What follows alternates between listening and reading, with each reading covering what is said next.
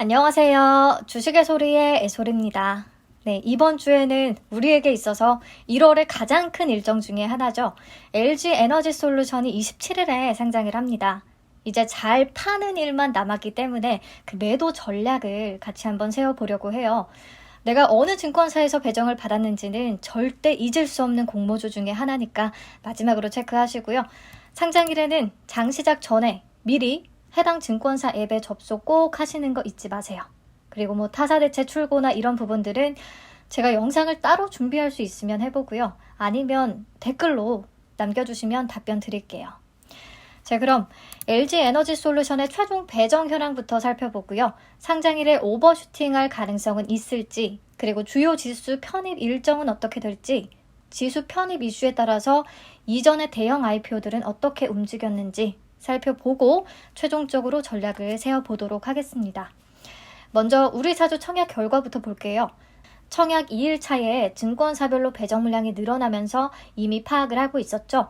34만 5,482주가 미달이 됐다는 거. 그래서 청약률은 95.94% 높은 수준을 기록했고요.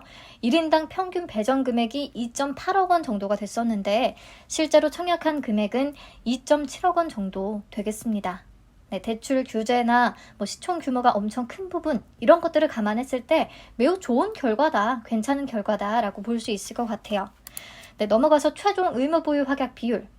이미 수요 예측대 결과를 보면서 어느 정도 예상을 했던 바이기는 한데 배정 후에 오히려 비율이 감소했습니다.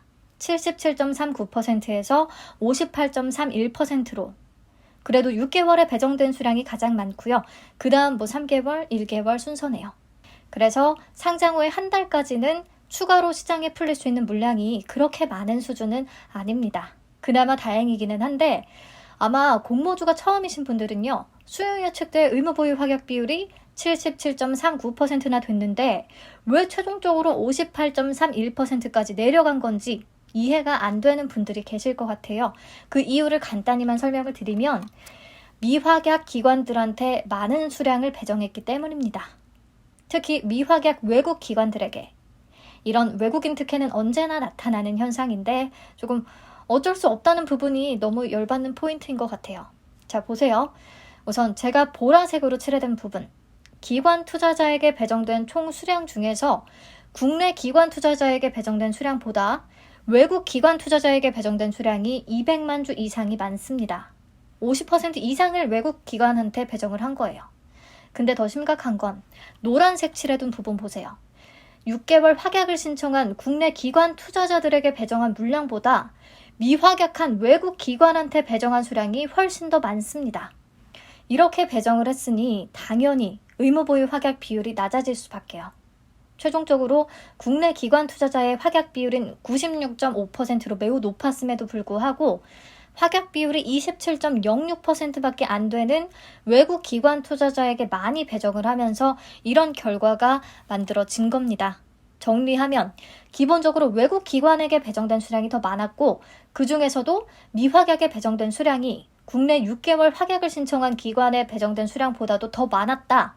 그리고 거래 실적 무 외국 기관의 경우에 그래도 확약을 신청한 수량이 꽤 많았거든요. 기존에 LG엔솔과 거래 실적이 없었던 외국 기관의 경우에요. 그런데 단 한 주도 배정을 받지 못했어요.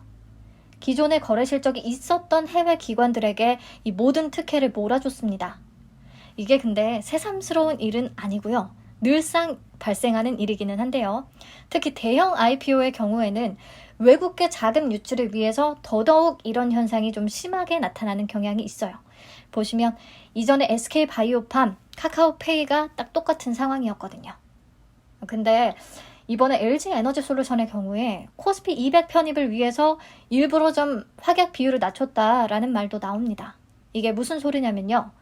코스피 200 지수의 조기 편입이 되려면 상장 후 15영업일 동안 평균 시가총액이 시총 50위 이내일 것 플러스 유동 비율 10% 이상일 것이라는 조건을 같이 만족해야 된다고 해요. 근데 평균 시총 50위 이내야 따놓은 당상이기는 한데 유동 비율 10% 때문에 조기 편입이 불발될 수 있다는 우려가 계속 나왔거든요. 보세요. 의무보유 확약 비율을 적용하기 전에는 유통 가능 비율이 14.53%였어요. 여기에 수요 예측대 확약 비율인 77%를 적용하게 되면요. 유통 가능 비율이 6%대까지 떨어지게 됩니다. 그러면 코스피 200 조기 편입이 불가능할 수도 있다는 거죠. 하지만 최종적으로 조금 낮아진 의무 보유 확약 비율과 그리고 우리사주 미달분이 조금 늘어나준 덕분에 최종적으로 계산을 해보니까요. 유통 가능 물량이 8.85%예요.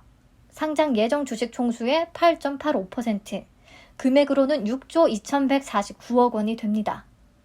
근데 8.85%면 여전히 10% 미만 아닌가요? 라고 하실 수 있는데요. NH투자증권의 리포트를 참고하면 유동 주식 비율 산정 시에 소수점 단위에서 올림 처리를 한다고 하고요. 그리고 최대 3개월 뒤에 락업이 해제되는 물량까지도 유동 주식으로 산정해온 바 있다고 합니다. 크래프톤의 경우도 1개월 이후 락업 해제 물량까지를 유동 주식으로 산정했다고 해요. 근데 이거는 그 편입 일정에 따라서 종목별로 조금 차이가 발생하기는 합니다. LG 엔솔의 경우에 1개월 이후 락업 해제 물량까지를 좀 더해볼 수 있겠는데요. 왜냐하면 조기 편입일이 3월 중순이거든요. 여기서 락업 해제 물량이라는 건 의무 보유 확약 기간이 끝나는 물량을 뜻해요. 그래서 1개월 이후 락업 해제 물량까지 더하면 이 10% 조건에 만족하게 됩니다. 그래서 코스피 200 조기 편입 불발에 대한 우려는 우선 씻고 갈 수가 있게 됐어요.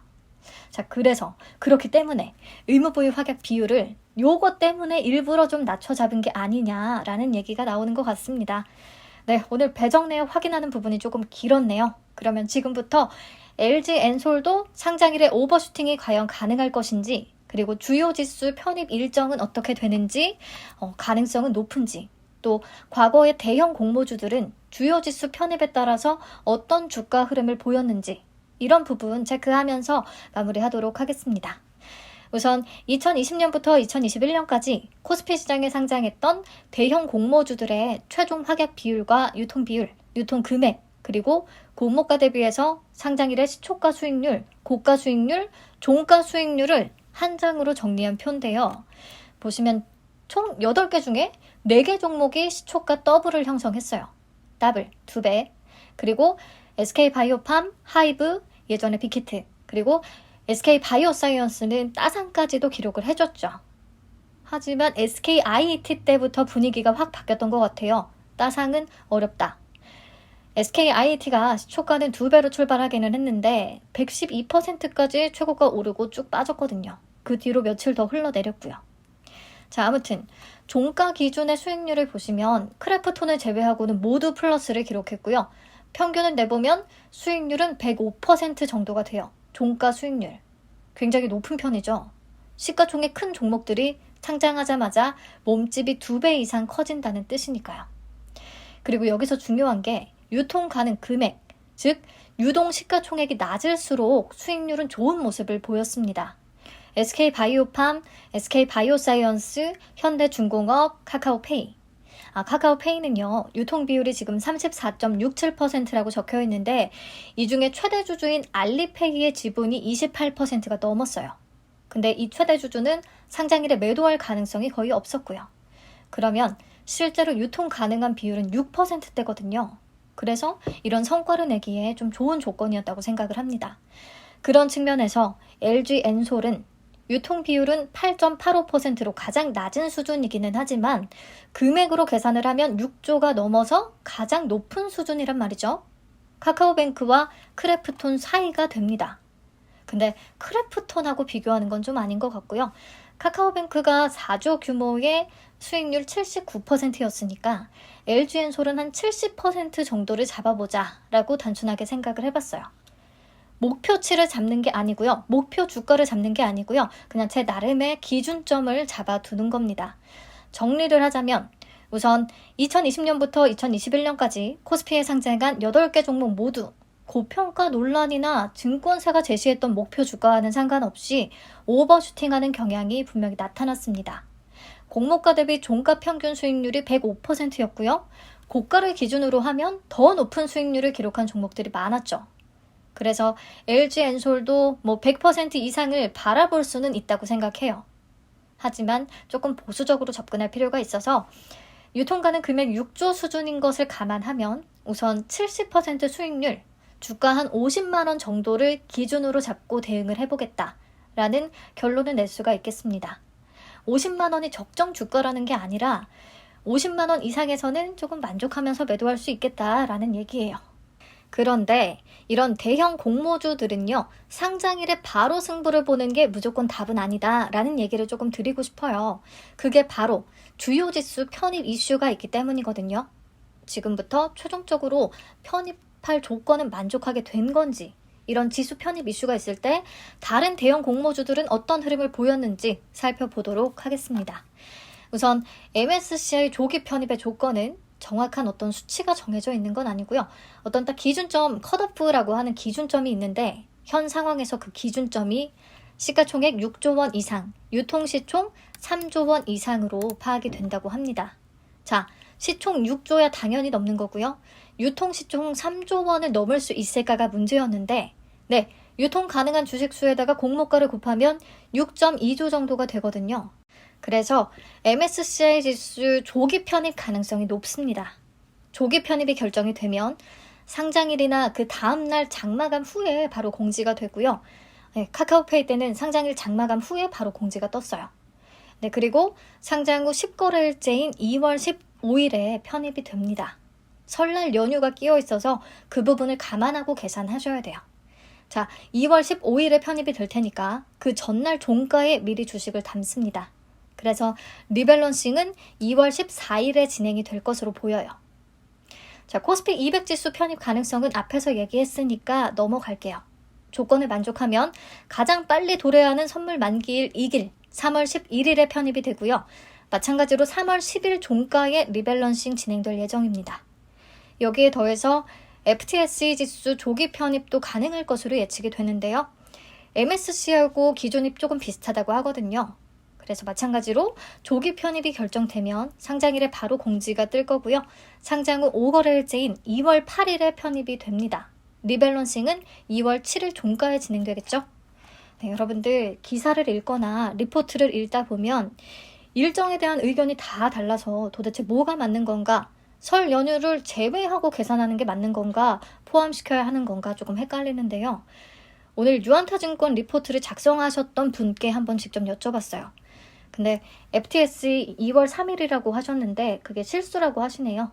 설 연휴는 제외, 2월 8일이 맞고요. 리밸런싱은 2월 7일입니다. 네, 이렇게 최종적으로 알고 계시면 될 것 같아요.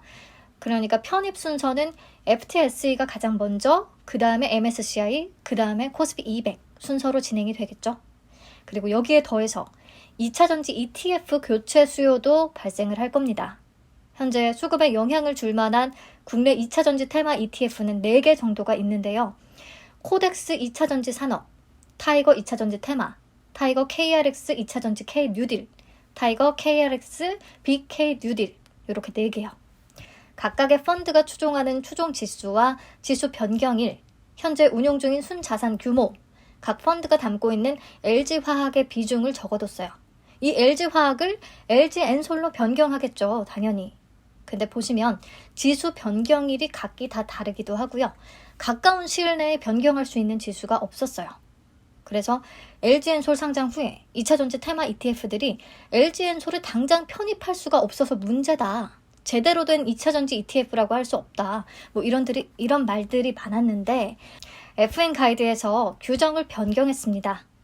물적 분할로 관련 매출이 비상장 자회사로 이동한 경우 상장일 포함 7영업일 이후부터 모 회사의 편출 및 자회사의 신규 편입이 가능하도록, 즉 2월 9일부터는요. LG화학을 빼고 LG엔솔로 신규 편입이 가능해졌다는 뜻이에요. 하지만 FN 가이드만 규정을 변경했기 때문에 FN 가이드와 YGFN을 추종하는 위에 2개 ETF만 2월 9일부터 바로 편입이 가능합니다. 두 ETF의 규모가 가장 크기도 해요. 나머지 ETF 2개는 3월 11일부터 편입이 가능하겠죠. 그래서 총 4개 ETF의 LG엔솔 예상 유입 금액은 4,700억 원 정도가 되겠습니다. 자, 그래서 MSCI와 FTSE, 코스피 200, 2차전지 ETF까지 총 합해서 예상이 되는 패시브 자금 규모는 약 1조 3천억 원이라고 IBK 투자증권에서 밝혔는데요. 이 추정 규모는 추정한 애널리스트마다 조금씩의 차이가 있습니다. 약 1조 원에서 1조 5천억 원 사이 정도를 생각하시면 될 것 같아요. 자, 그러면 이제부터는 사실 가장 궁금하면서 가장 중요한 부분, 과거의 대형 공모주들은 주요 지수 편입 이슈가 발생을 했을 때 어떤 주가 흐름을 보였을까? 우선 최근 순서대로 볼게요. 카카오페이부터. 카카오페이의 상장일의 분봉 차트인데요. 장 초반에 예상보다 더 오버슈팅, 따상 가까이 한 156% 정도의 수익률을 찍고요. 차익 실현 매물이 출회되면서 빠르게 하락했어요. 그 뒤에 많이 회복은 못하고 시초가 정도 수준에서 마무리가 됐습니다. 자, 그러면 이 경우에 장 초반 고점에 못 판 사람들은 눈물을 머금고 떨어진 가격 수준에서 파는 게 최선이었을까요? 물론 그 정도도 만족할 만한 수익 구간이었다 하면 파는 게 최선이 맞습니다. 네, 그게 최고의 선택이에요. 그런데 어쨌든 그 이후의 차트 흐름을 보시면요. 상장일의 최고가를 넘어서게 되는 그런 주가 흐름이 나타나게 되죠. 코스피 200 편입이라는 이벤트를 앞두고. 자, 여기서 우리는 수급과 함께 좀 체크할 필요가 있는데요. 보시면 상장일에 외국인이 100만 주 이상 순매도, 기관은 160만 주 이상 사들였어요. 그 뒤에도 외국인은 매도, 기관은 순매수. 기관은 꾸준히 사들이고 있는데도 불구하고 외국인이 이렇게 매도를 하면 주가는 오르기가 좀 어려운 것 같습니다. 그래서 미확약 외국인에게 많이 배정하는 부분에 더 화가 나는 거죠.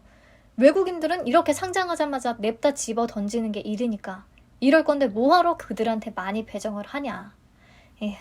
아무튼 그런 흐름이 쭉 이어지다가 외국인과 기관 동반 매수세가 유입되는 시기가 있었거든요. 며칠 연속. 그때부터 주가가 다시 오름세를 타더니 따상 이상의 수익률을 기록하게 된 겁니다. 그래서 여러분들 수급을 항상 같이 체크하셨으면 좋겠어요. 외국인, 기관, 순매수, 순매도. 특히 기관 투자자 중에서 연기금의 수급이 중요한데요. 연기금은 대표적인 패시브 자금이라고 볼 수가 있거든요. 왜냐? 연기금은 지수 추종 방식으로 자금을 운용하니까. 그래서 보시면 상장일부터 연기금이 많이 사들였고요. 이후에도 연속적으로 순매수세를 보입니다. 그러면 그래도 패시브 자금이 유입이 되겠구나. 연기금이 주가를 조금 받쳐주겠구나. 이렇게 안심을 할 수 있는 부분이 있어요. 다음, 현대중공업 볼게요. 상장일의 분봉 차트고요. 시초가는 85% 수준에서 출발을 했고 장 극초반에는 또 매물이 출회되면서 쭉 빠지다가 다시 상승세가 나타나더니 9시 35분에 최고가를 찍습니다. 그 이후에는 어느 정도 선에서 그냥 지지부진한 흐름을 보여줬고요. 근데 또 상장일 이후 흐름을 보시면 상장일로부터 해서 거의 3일 연속 빠졌어요. 여기도 수급 체크해보면 외국인이 계속 팔았다는 것을 확인할 수가 있습니다. 기관은 상장일부터 시작해서 쭉 사들였지만, 그리고 그나마 코스피 200 편입 이슈가 있기 때문에 가격이 크게 무너지지 않고 조금 버텨줬던 것 같아요. 그리고 상장일의 저점에서 팔기보다는 시간이 흐른 뒤에 조금이라도 회복된 주가에 팔 수 있는 기회가 분명히 있었습니다. 그쵸? 또 코스피 200 편입 이후에는 쭉 빠지는 모습을 보였는데 이게 코스피 200에 편입이 되면요. 공매도의 대상이 되거든요. 그래서 편입 이후로는 주가가 오히려 내리막을 걷게 될 수도 있다는 거 확인하시면 될 것 같아요. 그리고 연기금의 순매수세 이번에도 확인하시고요. 이게 분명히 주가 하단을 지지해주는 역할을 해줬을 거라고 생각합니다. 네, 다음 크래프톤은 상장일에 마이너스를 기록했고 또 워낙에 수익 예측 결과나 공모가에 대한 평가가 안 좋았으니까 조금 다른 경우로 봐야 될 것 같은데요. 여기도 그냥 수급만 체크하세요. 외국인은 상장일로부터 3거래일 연속 팔았다. 근데 4거래일부터 동반 순매수세가 유입이 됐잖아요. 그러면서 주가도 빠른 회복세를 보였습니다. 그래서 외국인, 기관, 동반 순매수가 중요해요. 아마 코스피 200 편입 이슈가 그래도 있으니까 그 전에 미리 수급이 좀 유입이 된 것 같고요. 특히 11월 30일 MSCI 편입을 앞두고는 매우 가파르게 상승 흐름이 나타났었다는 거, 이런 부분을 체크하시면 될 것 같습니다. 자, 그런데 크래프톤도 연기금은 상장일부터 해서 계속 꾸준히 사들였어요. 마찬가지로 주가 하단을 지지해주는 역할을 했다고 생각하고요. 연기금이 계속 사들이면 지수 편입 가능성이 있겠구나. 이렇게 받아들일 수도 있을 것 같습니다. 자, 다음 카카오뱅크. 카카오뱅크가 굉장히 중요합니다. 볼게요. 시초가는 38% 수준에서 출발했어요. 다른 공모주 대비해서 좀 부진했죠. 워낙에 공모가 고평가 논란이 심했거든요. 그래서 장 초반에도 쭉 빠지는 듯 했는데 어느 정도 매물이 소화된 과정을 거친 뒤에 주가가 빠르게 상승하기 시작합니다. 결국에 계속해서 올리더니 마감 때 78% 상승률을 기록하면서 끝났어요. 그리고 장마감 후 얼마 지나지 않아서 MSCI 지수 편입이 확정됐다는 발표가 났습니다. 이 냄새를 기관들은 미리 맡았던 것 같아요. 그래서 지금까지와는 수급도 완전히 다른 양상이 나타납니다. 외국인이 상장 첫날부터 엄청 사들였어요. 400만 주 넘게 순매수, 기관도 당연히 사들였고요. 그 이후에도 동반 순매수세가 꾸준히 유지가 됩니다. 그러면서 주가도 계속 고공행진을 이어가죠. 첫날에 팔고 엄청 속쓰려 하신 분들이 많았어요. 저 포함해서. 네, 그리고 MSCI 편입일인 8월 20일 전까지 상승세가 계속 유지되는 모습이 나타납니다. 이렇게까지 계속 오름세가 유지될 수 있었던 건 아마 상장 첫날에 비교적 낮은 수익률을 기록했기 때문인 부분도 있겠고요. 그리고 MSCI 편입이 바로 확정된 부분도 있겠고요. 그로 인해서 외국인이 첫날부터 엄청 사들인 부분도 있겠고, 이게 맞물리면서 이런 효과가 나타났던 것 같아요. 연기금 수급은 당연한 부분이고요. 네, 그래서 LG엔솔도 MSCI 편입 가능성이 높기 때문에 카카오뱅크를 좀 참고하는 게 좋을 것 같습니다. 자, SKIAT는 상장일에 시초가가 가장 고가였고요. 그 뒤로 쭉쭉 빠졌었어요. 수급 보시면 외국인이 상장 후에 며칠 연속 계속 팔았고요. 그래서 외국인 수급이 중요하다는 거 또 다시 확인을 하시면 되겠고, 차트를 보면 MSCI 편입을 앞두고 쉬지 않고 올랐었다는 거 가파르게 이런 부분을 체크하시면 될 것 같습니다. 코스피 200 편입 이슈가 주가에 큰 영향을 주지는 못했는데 MSCI 편입의 영향력이 좀 컸다는 부분, SK바이오사이언스도 마찬가지예요. 같은 상황이니까 보시면 되겠고요. 제가 이벤트 칸에 특례 편입이나 조기 편입이라는 말을 붙이지 않았다면 그냥 정기 변경일에 편입이 된 거라고 생각을 하시면 되겠습니다. 자, 그럼 결론 내볼까요? 우선 MSCI 편입 이슈가 미치는 영향력이 크게 나타났다. 특히 외국인 수급 유입 측면에서. 그렇다면 LG엔솔은 MSCI 편입 가능성이 큰 편이니까 그 부분을 생각해야 한다. 자, 편입 일정은 제가 밑에 그림으로 정리를 해뒀어요. FTSE 편입이 가장 먼저, 그 다음에 2차전지 ETF 리밸런싱이 진행이 될 거고요. 그 다음에 MSCI, 그 다음 코스피 200. 네, 코스피 200 편입까지는 시간이 조금 있어요. 아무튼 FTSE와 MSCI의 경우에 조기 편입이 확정이 되면 상장일이나 바로 다음날 공지가 될 거기 때문에요. 상장 직후부터 수급에 영향을 줄 가능성이 분명히 있습니다. 개인적으로 생각을 할 때 이런 기대감들이 상장 첫날에 반영이 되면서 오버슈팅이 조금 크게 나올 가능성도 있을 것 같기는 해요. 그렇다면 예를 들어 수익률 100% 이상이다. 주가가 60만 원 이상까지 올라줬다. 그러면 분할 매도를 시작하는 게 좋다고 생각합니다. 내가 총 10주를 받았다면 반 정도 혹은 3분의 1은 우선 파는 거죠. 이 정도 수준에서 만족하고. 근데 왜 일부만 파느냐? MSCI와 FTSE 조기 편입이 확정되면서 만약에 상장일부터 외국인 수급이 유입이 되고 주가도 무너지지 않고 버텨준다면 다음 날까지도 좋은 흐름이 이어질 가능성이 있으니까요. 카카오뱅크처럼요. 물론 카카오뱅크는 첫날의 성과가 조금 부진했다는 부분도 영향을 줬을 수 있지만요. 그래서 어쨌든 수급이 좋다, 외국인 수급이 유입이 된다, 그러면 저는 다음 날까지 보고 나머지는 조금 지켜보고 팔아도 되지 않을까 생각을 하고 있어요. 근데 반면에 일부만 팔고 일부는 남긴 상황인데 카카오페이나 현대중공업처럼 장 초반이 고가였고 그 뒤로 계속 흘러내린다.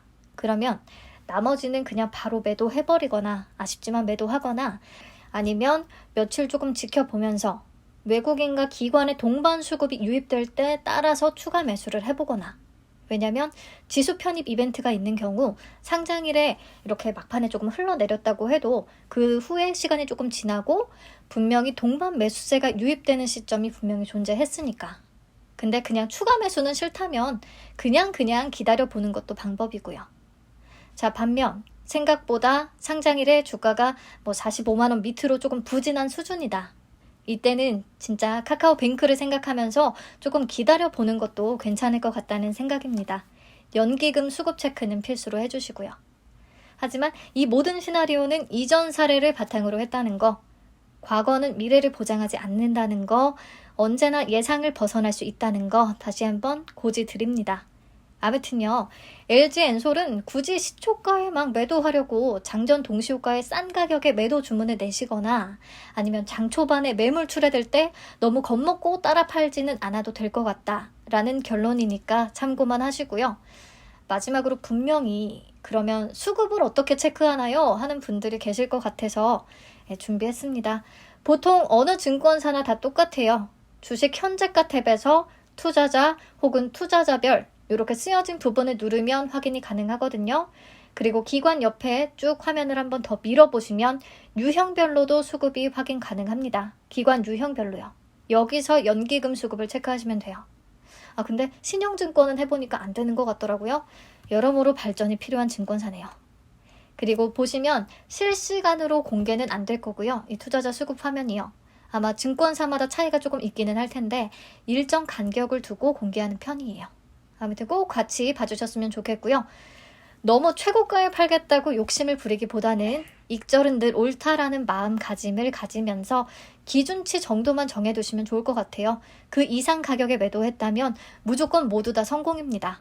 다들 LG엔솔로 올해 첫 성공을 맛보시기 바라며 인사드릴게요. 긴 영상 시청해주셔서 정말 감사합니다.